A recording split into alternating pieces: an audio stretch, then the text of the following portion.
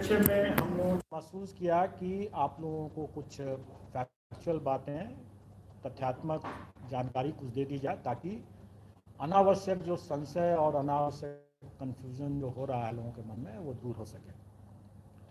पहली बात कि सारे मुद्दों पर डिस्कशन हो चुका है और ये कुछ मुद्दे ऐसे थे जिसका निर्णय विभाग को ही करना था और ये मुद्दे जो हैं वो तमाम इस दौरान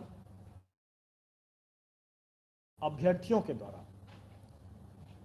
ही उठाए गए और उन्हीं सब बिंदुओं पर विभाग को निर्णय लेना था और इसी कारण से उसमें विलंब हुआ। जब पिछली बैठक में हम लोगों ने प्रेस कॉन्फ्रेंस में बताया था कि हम लोग इसको जल्दी निकाल देंगे, लेकिन उसके बाद अभ्यर्थियों के तरफ से ही कई तरह की बातें आ रही थी, मांग आ रही थी।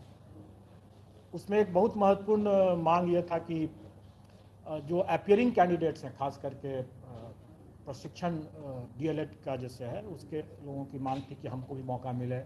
हर लोगों को अपने अलग अलग कारणों से लोगों की मांगें हो रही थी, तो इन सभी मांगों पर विभाग को ही विचार करके देना था और विभाग ने विचार भी किया है और उसके बाद उन सब बिंदुओं को आयोग को स्पष्ट भी किया गया है और उसके आलोक में आयोग ने अपना विज्ञापन का प्रारूप तैयार लिया है और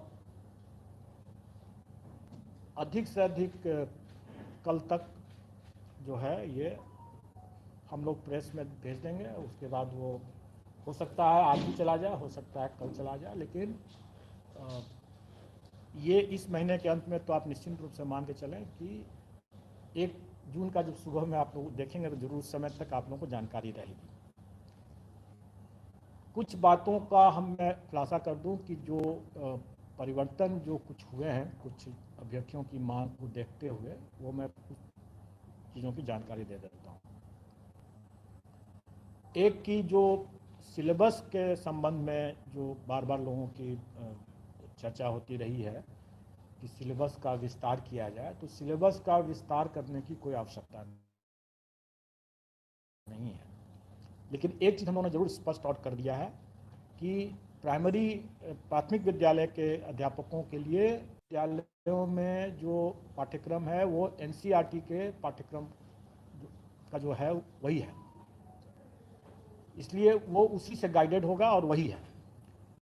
अभ्यर्थी को सिलेबस विस्तार से अगर समझने की जरूरत है, बस उन्हीं को देख लेंगे तो उनके वो जिज्ञासा पूर्ण हो जाएगी। दूसरा जो लोगों की एक मांग रही है कि जो भाषा की का जो है उसमें 100 नंबर का है और उसके लिए 2 घंटे हैं और मुख्य पेपर जो है वो भी 2 घंटे का है, लेकिन उसमें 150 मार्क्स का है। तो इसमें मैं बता दूं कि भाषा का जो है वो पहले भी मैंने स्पष्ट किया कि क्वालिफाइंग नेचर का है, उससे आपको मेरिट नहीं बनेगा, मेधा सूची उसके प्राप्तांक के आधार पर नहीं बनेगा और इसलिए हम लोगों ने उसमें अधिक समय दिया है कि आप आराम से आप करें, उसमें घबराने की बात नहीं है, सिर्फ क्वालिफाइंग नेचर का है, लेकिन आप आराम से कर सकते हैं। लेकिन जो मुख्य पेपर है वो उसी पर मेधा आधारित होगा, प्रतियोगिता उसी पर है, तो उसमें हम लोग चाहेंगे कि जो अच्छे अभ्यर्थी हैं वो जल्दी बना पाएंगे और जो अच्छे नहीं हैं, उतने स्मार्ट नहीं है, वो थोड़ा उनको विलम्ब होगा। तो इसलिए हम लोगों ने ज़्यादा क्वेश्चन रखा है, लेकिन हम लोगों ने फिर आपस में विचार करके और अभ्यर्थियों की एक बड़ी मांग को ध्यान में रखते हुए हम लोगों ने पहले जो 150 क्वेश्चन रखा था उसको घटा करके 120 किया है मेन में। और पहले जैसे 100 और 50 का था कि 100 में उनका नॉलेज टेस्ट था और 50 में उनका इंटेलिजेंस का टेस्ट था, उसको हमने वो ब्रेकअप को हमने 80 और 40 के रखा है और ये सभी मुख्य परीक्षाओं के लिए है। मतलब 120 क्वेश्चन रहेगा, 80 और प्लस 40। और ये भी मैं स्पष्ट कर दूं कि एक पद के लिए एक ही मेन पेपर है। कई बार लोग ये कहते हैं कि इतना व्यापक सिलेबस है कैसे पढ़ेंगे, तो ऐसा नहीं है कि उनको सभी पढ़ना है, उनको तो सिर्फ एक ही पेपर की तैयारी करनी है। अगर एक पद के लिए तैयारी कर रहे हैं तो एक ही पेपर की तैयारी करनी है। Main paper. भाषा तो सबके लिए लागू है, वो तो क्वालिफाइंग नेचर का। तो इसलिए अगर वो दो पद के लिए तैयारी कर रहे हैं तो उनको 2 पेपर पढ़ना पड़ेगा, 2 पेपर के हिसाब से पढ़ना होगा। और ये भी है कि उनको जो अपना विषय उनका है, मतलब जिसमें वो स्टेट की परीक्षा पास किए हैं, उसी विषय से उनको देना है। और इसमें सिर्फ पहले मैंने स्पष्ट किया है कि सिर्फ कॉमर्स का ही एक ऐसा विषय है जिसमें कि अगर वो स्टेट किए हुए हैं तो उसमें उनको विकल्प है विषय का। उसमें 3 विकल्प है, अकाउंटेंसी है और एक बिजनेस स्टडी है या एंटरप्रेन्योरशिप है और एक और है, वो आपको सब विज्ञापन में सब मिल जाएगा उसमें। तो ये बातें हुई पाठ्यक्रम के बारे में। अब इसके आगे ये हमें बताना है कि अभ्यर्थियों की एक और मांग जो सरकार के समक्ष गई थी, आयोग को भी लोग दे देते हैं लेकिन एक्चुअली वो निर्णय सरकार को ही लेना है, और सरकार ने संसूचित किया है और ये भी कल की बैठक में ही क्लियर हुआ है कि जो अपीयरिंग कैंडिडेट हैं उनको भी हम लोग मौका देंगे। और अपीयरिंग कैंडिडेट के लिए शैक्षणिक प्रशैक्षणिक अर्हता का कट ऑफ डेट जो होगा वो 31/8/2023 होगा। मैं फिर से इसको ज़रा स्पष्ट कर दूं कि ये डेट है कि इस तारीख तक अगर उनकी परीक्षा हो गई है, जो अर्हता संबंधी परीक्षा अगर हो गई है तो वो आवेदन दे सकते हैं। उनका परीक्षा फल बाद में भी निकले तो कोई हर्ज नहीं है, उनको हम लोग भाग लेने का, इसमें आवेदन और प्रतियोगिता में भाग लेने का मौका दिया जाएगा। ये बिंदु लोग डिमांड करते रहे हैं और मैं समझता हूं कि अगर इस पॉइंट पर अगर किसी को अभी भी अगर कोई संशय है तो पूछ लेंगे। 31 अगस्त 2023 परीक्षा हो जानी चाहिए। यस, इस तारीख तक परीक्षा सिर्फ में उसको हो जानी है तो वो भाग ले सकते हैं। परीक्षा फल जब भी आएगा तब आएगा। ये वो छात्र होंगे जो टेट क्वालिफाइड किए होंगे, वही ना सर? जो भी अर्हता संबंधी परीक्षा है, अगर वो उनका पेंडिंग है, या तो परीक्षा नहीं हुई है या परीक्षा फल उसको नहीं मिला है, तो दोनों ही स्थिति में वो भाग ले सकेंगे बशर्ते इस तारीख तक उनकी वो परीक्षा संपन्न हो जाए और उसमें वो भाग ले लें। सबके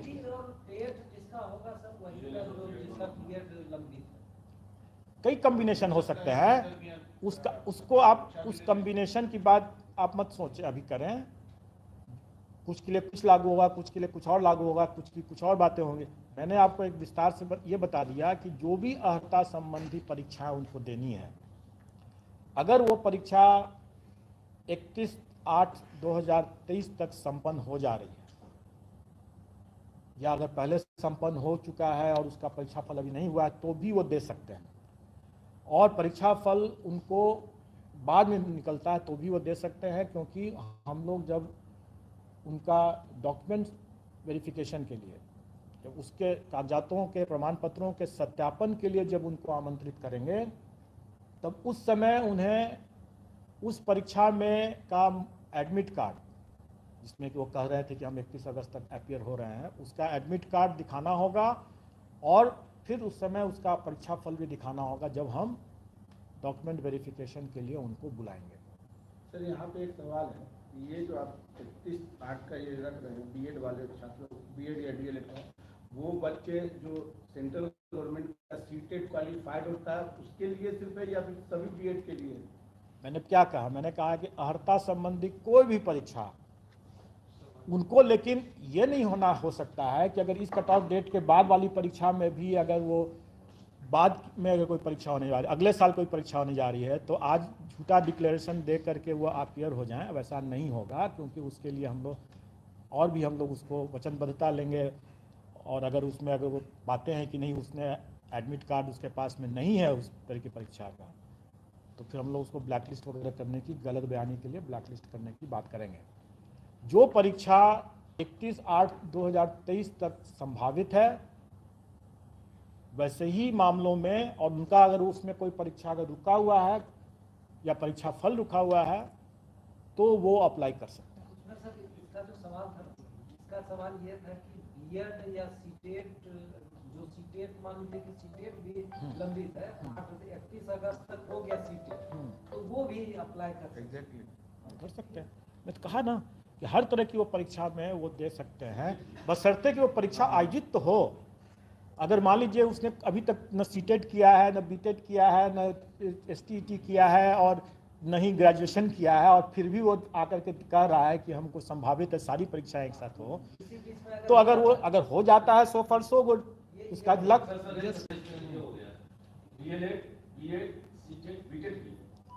मैंने फिर से मैं बता रहा हूँ कि कोई भी परीक्षा अगर उसकी संभावित है तभी ना वो उसको उपयोग कर सकेगा, अगर संभावित ही नहीं है तो उसका उपयोग नहीं कर सकेगा। अगर वो संभावित ही नहीं है तो गलत बयानी कैसे कर सकता है वो? अब ये कहेंगे कि अगले साल वो परीक्षा होने वाली है तो उसका दावा आज ही कर लें, वो गलत बात हो जाएगी और वो दावा नहीं कर सकेंगे, और वैसा अगर गलत करते हैं तो फिर वो अपना चांस गंवाएंगे ही नहीं, बल्कि आगे के लिए डिबार भी हो जाएंगे। ये एक छूट है, उनको एक छूट दिया गया है कि वैसे कैंडिडेट जो कि वाकई में इसका लाभ लेने के लिए योग्य होंगे, मतलब कि उनकी परीक्षा, जैसे बहुत सी परीक्षा अभी जान रहा हूँ कि जैसे बीएड की परीक्षा है, अभी बीएड पटना यूनिवर्सिटी से भी कल हम लोगों ने चर्चा किया कि बीएड की परीक्षा अभी हो गई है शायद, और उसका परीक्षाफल अभी घोषित नहीं हुआ है। तो स्वाभाविक है कि ये परीक्षाफल बाद में घोषित अगर होता भी है, चाहे 15 दिन में हो, 1 महीना में, 2 महीना हो, जब भी हो, हम उनको मौका देंगे, क्योंकि परीक्षा हो गई है संपन्न। तो परीक्षाफल निकलने में अगर विलंब भी अगर होता है तो उसके लिए हम उसको दीवार नहीं करेंगे, उसके लिए हम वंचित नहीं करेंगे, हम उनको मौका देंगे। तो ये कट ऑफ डेट की बात हो गई। अब मेरा एक लोगों से ये अनुरोध है कि बहुत बार लोग गलत अटकलबाजी के आधार पर लोग जो समाचार डाल देते हैं उससे थोड़ा परहेज करें। और एक बड़ा एक मामला एक आ रहा है जिसमें लोग ये प्रचारित कर रहे हैं कि जब आयोग आज तक मात्र साल में या इतने वर्षों में कुछ ही हजार नियुक्तियां जब कर पाई हैं, तो यह आयोग 1,70,000 नियुक्ति करने में 5 वर्ष से 10 वर्ष और कुछ कितने वर्ष लगाएंगे लोग। अब मैं ये कहूँ कि अगर हम कंबाइंड सिविल सर्विसेज में करीब 6 लाख अभ्यर्थी भाग लेते हैं और फाइनली सिलेक्शन जो होता है वो 800, 900, कभी 300 इस तरह से होता है, तो क्या बाकी अभ्यर्थियों का हम मेरिट लिस्ट नहीं बनाते हैं? उनके कॉपीज का या ओएमआर शीट का हम इवैल्यूएशन नहीं करते हैं? हम तो करते ही हैं। हमको अगर 6 लाख लोगों का अगर परीक्षा देगा तो सभी 6 लाख लोगों का हमको ओएमआर शीट का इवैल्यूएशन तो करना ही है। अब वैकेंसी जितना रहेगा हम उतना पास ऑन कर देंगे। हम तो सभी 6 लाख का करते ही है ना, उसके लिए हम 5 साल तो नहीं लेते हैं। तो इस तरह का जो गलत बयानी जो लोग कर रहे हैं, लोगों को गुमराह कर रहे हैं। और अगर उसमें अगर आप लोग भी अगर वैसा साथ देते हैं तो आप लोग भी उसके हाथ की कठपुतली बनते हैं। तो आप समझ लें कि हास्यास्पद स्थिति है कि नहीं है। क्या वह इससे तो यही पता चलता है कि ऐसे बोलने वाले लोग और ऐसे कुतर्क देने वाले लोग जो हैं वो पब्लिक को क्या समझते हैं, महाबेवकूफ समझते हैं। तो खैर ये उनकी सोच है। मैं आपको ये बता दूं कि इसमें आप लोग समझ चुके हैं, आप लोग हंस रहे हैं तो आप लोग समझ चुके हैं कि हम अगर 6 लाख लोगों की परीक्षा लेंगे तो हम सभी का ना मार्किंग करेंगे, सभी का ना मेरिट बनाएंगे। कितने सिलेक्शन हुए, 5 साल नहीं लेंगे हम। जैसे मैंने पहले ही बताया था कि अगर हम कंबाइंड सिविल सर्विसेज का अगर 1.5 महीने में रिजल्ट निकालते हैं तो इसमें हमारी करीब 4 परीक्षाएं हैं, क्योंकि तीन तरह के पद हैं और एक क्वालिफाइंग नेचर का है। तो क्या हम 4 गुना समय लेंगे? नहीं, हम उसमें 2 से 3 महीने में हम लोग इसका रिजल्ट निकाल रहे हैं और निश्चित तौर पर इस कैलेंडर ईयर में हम रिजल्ट निकाल रहे हैं। अब रही बात कि आवेदन हम लोग इसको आमंत्रित करने का डेट थोड़ा आगे रखेंगे, क्योंकि इसमें कई इसमें रिलैक्सेशन की बातें, जैसे एज के लिए कट ऑफ डेट 1/8/2023 है और ये शिक्षक नियमावली से जो नियुक्ति नियमावली है उसी में है ये दिया हुआ।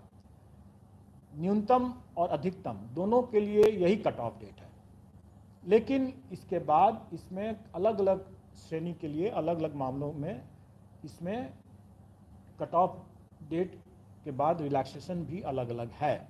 किसी में 10 साल है, किसी में 14 साल है, किसी में 11 साल है। भूतपूर्व सैनिक के लिए कुछ और है।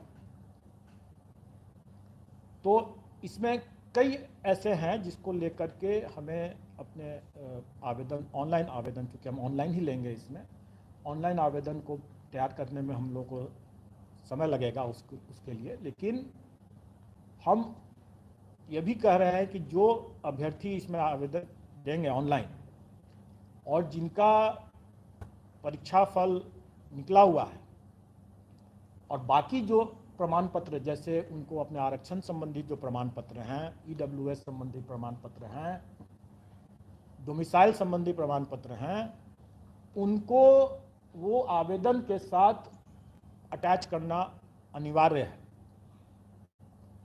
ये नहीं होगा कि हम बाद में दे देंगे, अभी हमारे पास नहीं है, अब डिक्लेयर कर देते हैं, लोग बाद में बोलते हैं कि हम ला रहे हैं, नहीं लाते हैं। इसमें हम लोग ये कर रहे हैं कि नहीं, आपको उसी के साथ ही देना है। अगर आपके पास में नहीं है तो आपको 15 दिन का टाइम रहेगा, आप बना लीजिए, आप बनवा लीजिए इस। लेकिन जब आप जमा करेंगे आवेदन, तो आप सभी दस्तावेज के साथ जो प्रमाण पत्र आपके हैं, परीक्षा फल अगर निकला हुआ है तो वो भी है, वो सभी को की छायाप्रति आपको लगा करके ही देना है। बाद में उसमें लगाने का या जमा करने का मौका नहीं दिया जाएगा। बाद में सिर्फ जो प्रमाण पत्र आप लगाए हैं, सिर्फ उसी का मूल प्रति आपको सत्यापित कराना होगा।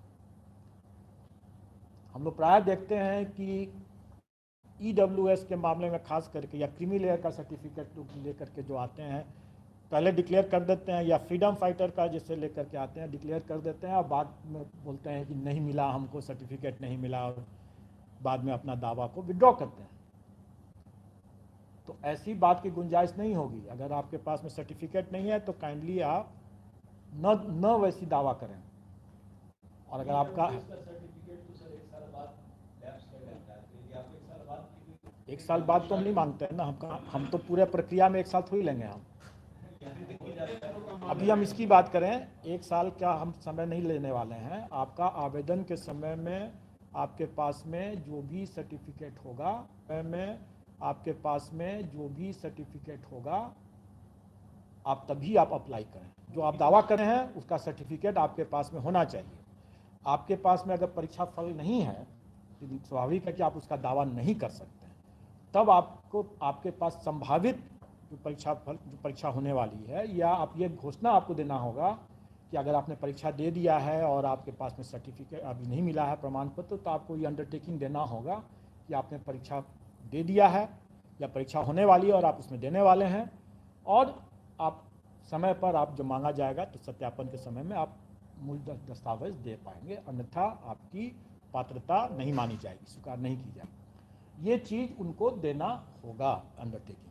रिजर्वेशन और डोमिसाइल कितना पुराना चलेगा? देखिए, रिजर्वेशन की बात जो है, आरक्षण तो अगर EWS का जैसे उन्होंने वही कह ही दिया कि 1 साल का है, लेकिन अगर दूसरे जो वर्टिकल रिजर्वेशन जिसके कहते हैं, जाति आधारित जो आरक्षण है, उसमें मैं समझता हूँ कि डेट का तो कोई है ही NCLC जो क्रीमी लेयर का अलग रहेगा, जो क्रीमी लेयर रहता है वो करंट होना चाहिए। आ रहा है। उसमें रहता है तो जिस ईयर में आप अप्लाई कर रहे हैं उसका तो होना ही चाहिए। ये दोनों चीज़ें हैं, लेकिन मान लीजिए अगर रिजर्व कैटेगरी में SC ST के हैं तो SC के लिए कोई बार नहीं है। SC के लिए एक बार है कि उसके साथ रेसिडेंशियल जरूरी है। EWS वाले में सर जैसे वो देंगे तो 2023-24 का देंगे ना, 22-23 का देंगे, 22-23 का देंगे। OBC का क्या होगा सर? उसका करंट होना चाहिए। करंट होना चाहिए, और इसके लिए हम लोग मौका दे रहे हैं, और इसलिए हम कह रहे हैं कि आपको विज्ञापन निकाल रहे हैं, विज्ञापन में आप पढ़ लें सब लोग अपना, और जिनको जो जो प्रमाण पत्र नहीं है उनके पास में, तो ये इस दरमियान वो इकट्ठा कर लें अपना, और इसीलिए हम उन लोगों को टाइम भी दे रहे हैं, और इस बीच में मेरा ऑनलाइन सिस्टम भी तैयार हो जाएगा, तो वो हम बताएंगे आपको। हम मान के चलते हैं कि हम लोग करीब 2 सप्ताह का टाइम उनको दे सकते हैं, और भी उसके बाद आवेदन जमा करने में भी उसको कुछ टाइम मिलेगा, तो 2 से 3 सप्ताह का हम लोग आवेदन जमा करने का भी समय देंगे। कहने का मतलब है उसकी व्यवस्था भी कर लें, ताकि जब वो अप्लाई करें तो उनके पास में सभी डॉक्यूमेंट रहे उस समय, बाद में दौड़ धूप करने की जरूरत न पड़े उनको, अब बाद में वो कठिनाई न हो। अब रही बात की ये नेगेटिव मार्किंग की जो बात आपने जो किया,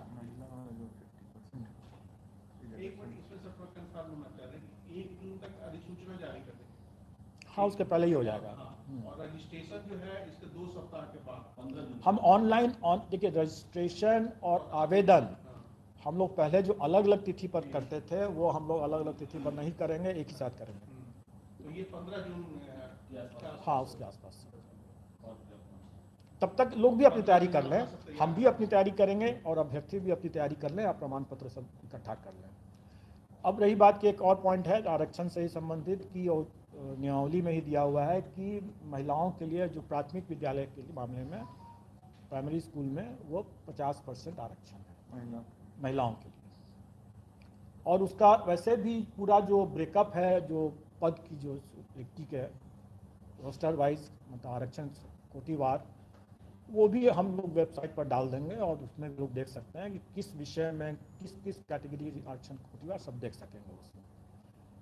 कुछ जो छूट, जितनी तरह की छूट है वो विज्ञापन में आप पढ़ लेंगे, जैसे विषय के हिसाब से भी, जैसे कंप्यूटर के मामले में भी लोगों की जिज्ञासा थी, और कितना प्राप्तांक क्या है, वो सारा डिटेल्स जो है वो आपको विज्ञापन में मिल जाएगा। आपको उसमें जितना भी डिटेल्स है उसमें इतने ढेर सारे, अगर मैं उसी की परीक्षा ले लूँ अगर, तो शायद उसमें भी हम लोग भी फेल कर जाएंगे, क्योंकि इतने ढेर सारे उसमें हैं पॉइंट्स, और यही कारण था कि थोड़ा टाइम भी लग रहा था। स्वाभाविक है, इतने ढेर सारे कंडीशंस हैं और इतने वैरायटी इतने ज़्यादा हैं कि ये इसको समझना, एक बार में समझना और एक बार में समझ करके उसको लिखना, उतारना कंडीशंस को, और उसके हिसाब से सॉफ्टवेयर को ही बनाना है मुश्किल बात, लेकिन समय लगा, देर आए दुरुस्त आए वाली बात है, तो अभी हम लोग तैयार हैं इसमें। अब रही बात की ये कट ऑफ, इसलिए ये आपने कहा नेगेटिव मार्किंग के लिए, इस पर भी लोगों ने बहुत चर्चा किया कि मतांतर है, ऐसा कोई मतांतर नहीं है, किसी भी बिंदु पर कोई मतांतर नहीं है, और सबकी सहमति से और अपने अपने क्षेत्राधिकार से, जिसको जो क्षेत्राधिकार है, विभाग का, आयोग का जो क्षेत्राधिकार है, उसके उन सीमाओं में रहते हुए और आपस में विचार विमर्श के बाद ही कोई निर्णय लिया जाता है, तो इसमें नेगेटिव मार्किंग रहेगा, मेन पेपर में नेगेटिव मार्किंग रहेगा। और कोई उसके बारे में जब हम भी जब क्लियर हो जाएंगे तो आपको बता देंगे, राइट। क्योंकि कुछ बातें ऐसी हैं जो कि समय आने पर जरूर बता दिया जाएगा, और कैंडिडेट्स को हम लोग एग्जामिनेशन देने के पहले उनको जरूर बता देंगे, लेकिन उससे आप स्वयं सोचें कि उससे क्या हमारे परीक्षा की तैयारी में कोई अंतर आएगा क्या? हम 4 लें ऑप्शन दें, 5 ऑप्शन दें, उससे क्या फ़र्क पड़ता है? परीक्षा की तैयारी तो आदमी को ईमानदारी से अपना करते ही रहना है ना, और नेगेटिव मार्किंग है तो मैं समझता हूँ कि थोड़ी सी सीरियसनेस तो ऐसे ही आ जाएगा।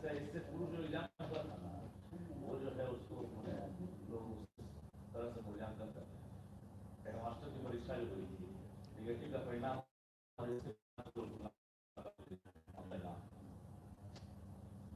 आम को अमरूद के साथ मत तुलना करें। आप हेडमास्टर जो थे वो क्या सरकारी शिक्षक थे या नहीं थे? उसके जो अभ्यर्थी थे वो सरकारी शिक्षक थे कि नहीं थे?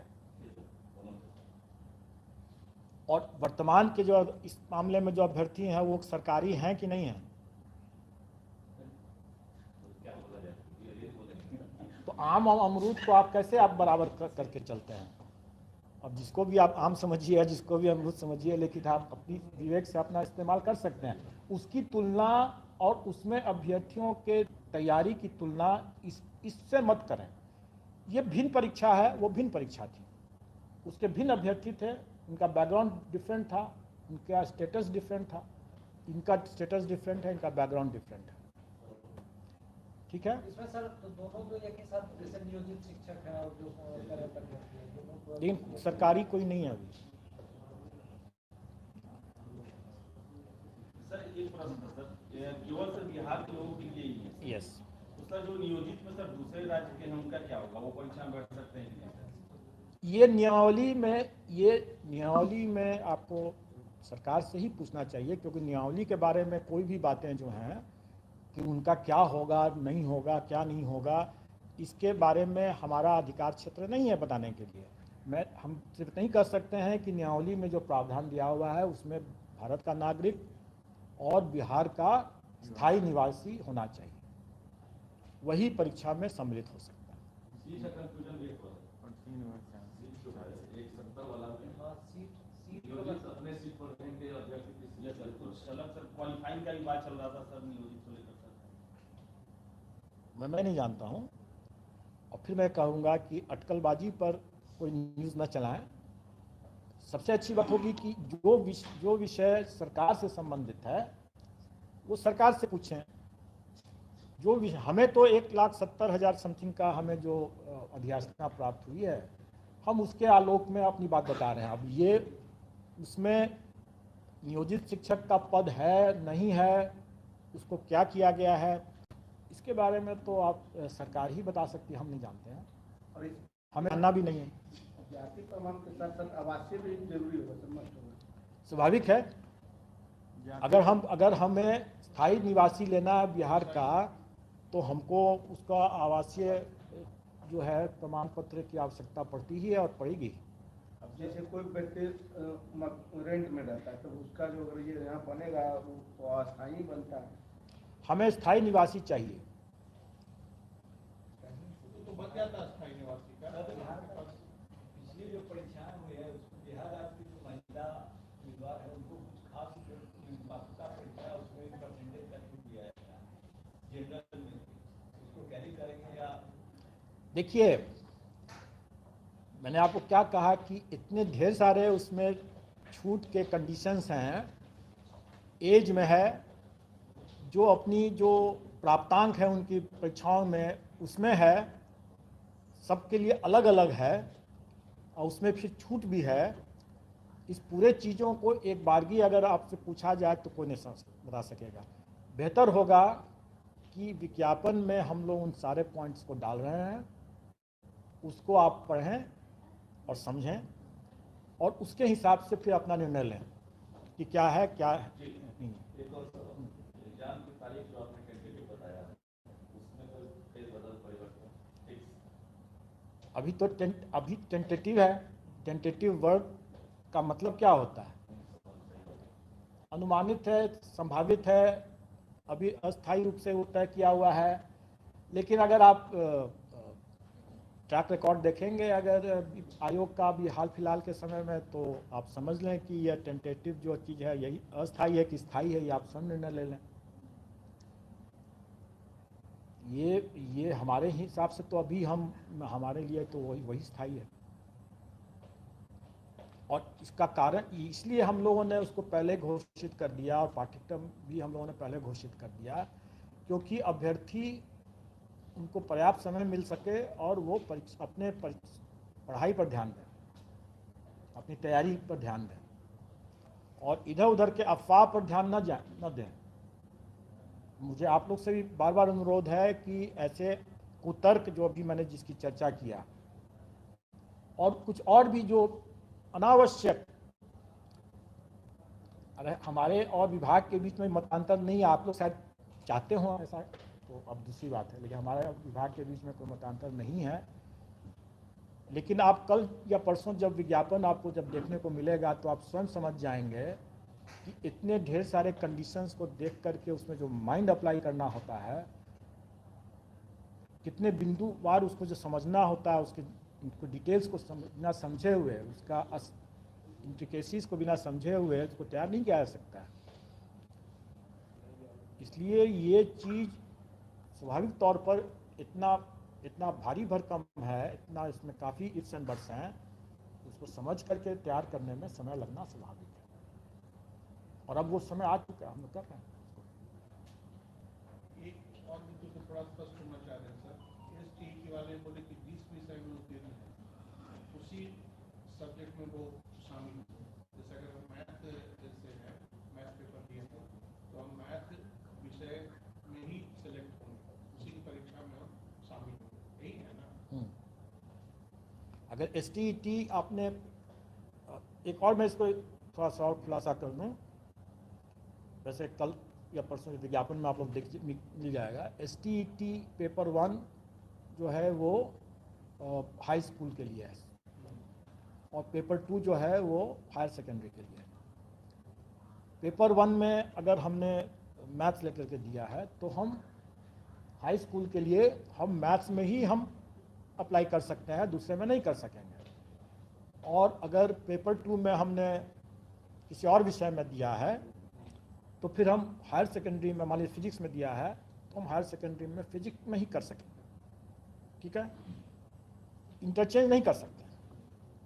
तो उसकी पात्रता आपकी है, स्टेट 1 आपने जैसे पेपर 1 क्लियर कर रखा है तो आप योग्य हो गए, लेकिन उसी विषय जिसमें आपने क्लियर किया, दूसरे में आप नहीं अप्लाई कर सकते। एक और सवाल, आपने इशारों में उनका नाम नहीं लिया, लेकिन इशारा वही था कि इतनी बड़ी संख्या में परीक्षार्थियों की परीक्षा आप कैसे लेंगे, तो उन्होंने सवाल आकर इस तरह का बयान दिया। आप नाम जानते हैं? मैं नहीं जानता हूँ नाम, मैंने जो सुना है मैं आपको आप हाइपोथेटिकली मान लीजिए, लेकिन मैं आपको बता रहा हूँ कि अगर इस तरह की बातें अगर उठती है, सुनी सुनाई बातें, अब किसने कहा क्या कहा उस पर मैं नहीं जा रहा हूँ। मैं आपको खुद बोल रहा हूँ कि आप स्वयं सोचें इस बात को कि जब अगर हम 6 लाख लोगों का एग्ज़ाम लेते हैं तो हम सब 6 लाख का मूल्यांकन करते हैं ना। ऐसा थोड़ी है कि ऊपर से चेहरा देख करके हम 1000 का मूल्यांकन कर दिया, उसी का रिजल्ट भेज देते हैं, नहीं ना। हम तो 6 लाख का मूल्यांकन करते हैं, और उसमें से जितना डिपार्टमेंट को जितना वैकेंसी के हिसाब जितना चाहिए उतना ले लीजिए उसमें से। परीक्षा केंद्र को लेकर कुछ अगर बता पाए तो सभी जिलों में रखेंगे, पटना रखेंगे, इस तरह या मंडल वाइज रखेंगे, क्योंकि लाखों की संख्या। देखिए अभी तक हम लोगों ने जो परीक्षा यहाँ कराया है, मतलब इस कमीशन में, तो हम लोगों ने पाया है कि एक शिफ्ट में कराने के लिए हम 6 लाख तक हम लोग करीब जा पाते हैं। 6 लाख से ज़्यादा जाने वाली स्थिति जब उत्पन्न हो रही थी तो उसमें हम लोगों को 2 शिफ्ट में करने की आवश्यकता हो रही थी। ये तो हम सभी लोगों का मतलब एक ऐसा मतलब चांस की बात थी कि हम लोगों को उस समय 6 लाख का मिल गया, उतना सीट्स, एकोमोडेशन सेंटर्स हम लोग एक शिफ्ट में कर पाए, अन्यथा हम लोग चाह करके भी एक शिफ्ट में नहीं कर पाते। तो अब हम लोग की जब क्षमता ही अगर 6 लाख के आसपास की है और अगर अभ्यर्थियों की संख्या अगर 6 लाख से ज़्यादा हो जाएगा तो हम लोग को 2 शिफ्ट में करने की मजबूरी होगी, और हम लोग तब 2 शिफ्ट में करेंगे, और इसका प्रावधान हम लोगों ने रखा है। लेकिन बेशक अगर हम लोगों को उसके कम रहेगा और हमें सेंटर्स मिल जाता है तो हम लोग का भी फर्स्ट चॉइस जो होगा वो एक ही शिफ्ट में करेंगे तो हम आसानी से कर पाएंगे, हमको फिर उतने कॉम्प्लिकेशंस नहीं होंगे। अदरवाइज आप समझ सकते हैं कि इतने ढेर सारे विषय हैं तो हर के लिए आंसर शीट, उसका फिर आंसर की बनाने में जो परेशानी आती है और जो उस पर जो आरोप और वगैरह लगता है, उसके बाद कई बार आपत्ति आती है। सबका समाधान करने में ही ज़्यादा समय लगता है। अगर हम 2 शिफ्ट में करेंगे तो हमारा डबल एक्सरसाइज हो जाएगा, तो हमारे लिए मतलब सही व्यवस्था नहीं होगी। लेकिन अगर वो बाध्यकारी परिस्थिति उत्पन्न होगी तो हम उसको 2 शिफ्ट में करेंगे ही करेंगे। लेकिन चांसेस बढ़ गए। आपने पहले का जो अनुमान था आपका वो सही था, वाला अप्रैल के लिए जैसे ही मौका मिल रहा, तो आप गौर करेंगे कि आपको तकरीबन 50 से 60 के आसपास बिहार के 8% सीटेड 4% होता है। देखिए, वो अनुमान हम लोग फिर से वही कह रहे हैं कि स्पेकुलेशन या अनुमान लगाना अपनी जगह पर सही है, लेकिन जब उसको अगर आप प्रसारित करते हैं तो फिर वो एक अलग फिर एक हो जाता है, उसमें अनावश्यक वो आशंका होने लगती है। हमें कैंडिडेट की संख्या से सिर्फ शिफ्ट की बात आती है। कैंडिडेट की संख्या से हमें उसके कारण थोड़ा नहीं होगा, नहीं लगेगा। इसीलिए मैंने कहा कि हमको ये कहा कि हम 1000 10,000 नियुक्ति करते हैं साल में या 5 साल में, तो इसलिए उस रफ्तार से चलेंगे तो 1,70,000 लोगों की नियुक्ति करने में 5 साल लगेगा। ये हास्यास्पद है। आप लोग भी बार बार हंस जा रहे हैं, तो मैं क्या बोलूँ उससे ज़्यादा। सर नियोजित शिक्षक को सर गाइड करेगा सर, मानिए तो उनका एक पेपर होगा, दूसरा पेपर नहीं होगा। फिर से सवाल आपका क्या है? सर जो नियोजित शिक्षक में भाग लेंगे परीक्षा में सर, तो वो लोग भी सर गाइडिंग में रहे हो सकते हैं क्या सर? मानिए सर दूसरा पेपर उनका है, एक पेपर ही दे रहे हैं परीक्षक, इस बार तो वो भी सर अभ्यर्थी ही मतलब अपने ही इन्विजिलेशन भी करेंगे और नहीं सर ऐसा नहीं होगा।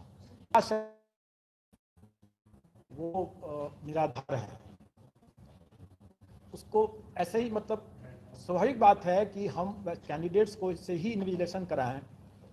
ऐसा भाई भतीजावाद हम लोग को नहीं करना है। नहीं सर, जैसे एक पेपर के लिए मानिए सर वो हायर सेकेंडरी के लिए दे रहे हैं, तो फिर मिडिल स्कूल का जो है वो उस पेपर में वो गाड़ी में रहेंगे, मानिए वो नहीं एग्जाम। पहली बात कि हम लोग ये समझ रहे हैं कि जो प्राइमरी स्कूल में जो अभ्यर्थी जो देंगे उसमें से कई अभ्यर्थी भी होंगे, क्योंकि नौकरी चाहिए लोगों को, तो कई जो बेरोजगार हैं तो वो सभी में देना करेंगे। अगर योग्य हैं तो सभी में और दे भी सकते हैं, उनको छूट है। और इसी कारण से हम लोग अलग अलग तिथि पर कर रहे हैं।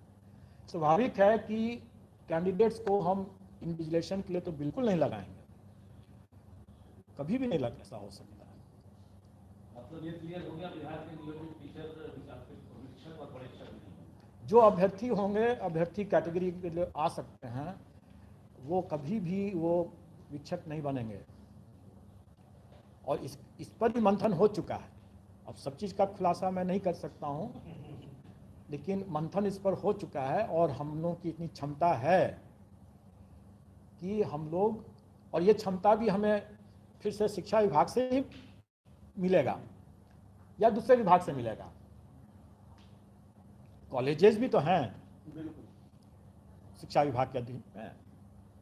हमारे कई पंचायत के, ग्रामीण विभाग के कई अन्य विभाग हैं जिनका प्रेजेंस और लार्ज नंबर में है लोग, उसमें ऑफिसर्स हैं, लोग हैं, स्टाफ हैं। उसमें हमें उन लोगों को रोपिन करना है, और चूंकि सरकार का ही काम है ये और सरकार का सहयोग और निर्देश रहेगा ही, तो सेंटर्स भी और जिला पदाधिकारीगण से भी ये अनुरोध भी रहेगा और अपेक्षा भी है ये, और उनका कर्तव्य भी है कि इसमें सहयोग करें और उपलब्ध कराएं, और सेंटर्स भी उपलब्ध कराएं, शिक्षक भी उपलब्ध कराएं जो न्यूट्रल शिक्षक हों। कभी भी कैंडिडेट और शिक्षक वही नहीं होगा। और कुछ सर अपीयरिंग सर दे रहे हैं, इसमें होगा सर जीपीएस में भी सर, सिविल सेवा में भी अपीयरिंग पर विचार हो सकता है क्या सर? देखिए, आपने अच्छा किया ये प्रश्न पूछ लिया, लेकिन इसका जवाब हम भी खोज रहे हैं। और जैसे मैंने कहा कि हर परीक्षा से हम लोग कुछ सीख लेते हैं, कुछ सबक लेते हैं, और उसके लिए कुछ स्टैंडर्ड्स बनता है, उसका उपयोग अन्य परीक्षाओं में भी करते हैं। शिक्षक परीक्षा में भी हम लोग करेंगे, जो पहले से अनुभव लिए हैं, जो स्टैंडर्ड्स बनाए हैं उसका उपयोग करेंगे। और इसमें जो हम लोग सीख ले रहे हैं, खास करके ये कट ऑफ डेट, और 2 तरह के कट ऑफ डेट हुए इस परीक्षा में। एक कट ऑफ डेट एज से रिलेटेड, जो कि 1/8/2023 हुआ, जो नियमावली के हिसाब से जो परीक्षा का वर्ष है या नियुक्ति का वर्ष है, अध्याचना का वर्ष है, उसका 1 अगस्त होगा एज के लिए कट ऑफ, ये नियमावली में दिया हुआ है। तो ये एक अच्छा प्रावधान है। इसमें एक स्थायित्व आता है कि भाई हर कैंडिडेट को हर बार समझ में रहेगा कि मेरा ये कट ऑफ डेट ये है, तो हर साल अगर परीक्षा हो रही है तो लोगों को क्लियर पहले से रहेगा। ये एक अच्छा प्रावधान है। उनको हम सोचेंगे कि क्या हम अन्य परीक्षाओं में भी, आयोग की अन्य परीक्षाओं में भी इसको शामिल कर सकें, यही प्रावधान लागू कर सकें कि नहीं कर सकें, इस पर हम लोग सोचेंगे और जब निर्णय होगा तो फिर संसूचित भी करेंगे। उसी तरीके से इस बार हम लोगों ने जो जिनका परीक्षा फल नहीं निकला है, अपीयरिंग कैंडिडेट्स की बात जो हो रही है, अपीयरिंग कैंडिडेट्स के लिए हम लोगों ने कट ऑफ डेट 31/8/2023 रखा है। तो ये हम लोगों के लिए भी पहला अनुभव होगा, इसमें हम लोग लागू किया और ये अभ्यर्थियों की मांग पर ही हम लोगों ने लागू किया है। और इसको भी अगर हम आयोग की अन्य परीक्षाओं में लागू करेंगे, नहीं करेंगे, या करेंगे तो किस तरह की यही डेट रखेंगे कि कोई दूसरा डेट रखेंगे, ये हम लोग देखेंगे। दूसरे आयोगों का भी हम लोग प्रावधान को देखेंगे, यूपीएससी के भी प्रावधान को देखेंगे और फिर उसके हिसाब से हम लोग इस पर विचार करेंगे। लेकिन इस पर मनन चिंतन करके हम लोग कुछ निर्णय करेंगे। क्या करेंगे वो अभी बताना थोड़ा प्रीमैच्योर होगा। ठीक है,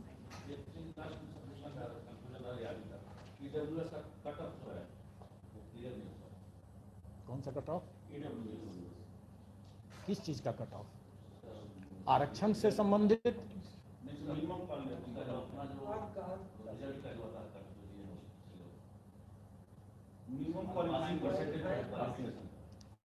आपको बाकी का क्लियर है क्या? अभी मैंने क्या कहा कि इतने ढेर सारे उसमें इफ्स एंड बट्स हैं कि आप उसको विज्ञापन जब देखेंगे तो उसमें जो लिखा रहेगा उसके हिसाब से अब फिर आप करेंगे और फिर बताएंगे कि क्या है और क्या नहीं है। ठीक है, लेकिन जो चीज़ नहीं है वो होना है कि नहीं होना है, इसके बारे में जो अर्हता संबंधित जो भी क्राइटेरिया है वो शिक्षा विभाग का ही रहेगा, सरकार का ही रहेगा। ठीक है, मोटा-मोटी काम धाम शुरू हो गया है, नहीं माना जाए।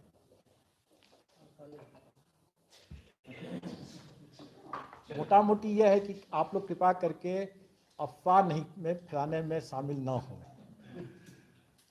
ठीक है, क्योंकि कल की बैठक बेनतीजा नहीं थी।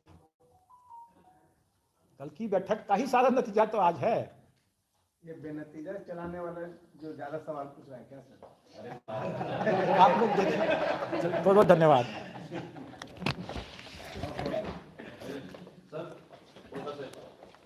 नहीं, आप कोई बाइक अलग से है, पहले आप नतीजे।